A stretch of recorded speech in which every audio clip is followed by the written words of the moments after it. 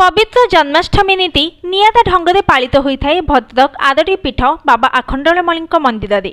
आज भोर 4:30 मंदिर द्वार फिटा नीति सरिबा परे मंगल आलती महास्नान घर्षण लगी नीति संपन्न हेबा परे जन्माष्टमी नीति निमंते श्रीकृष्ण मंडप रीतिनीति अनुजाई चली पूजार्चना परे उपवासधारी भक्त माने भोक डाल लगी करने सहित पूजा लगी करेंगे।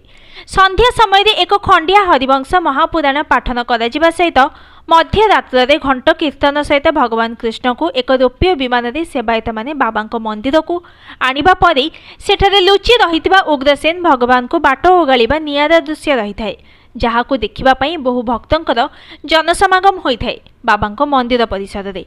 Bureau report news today.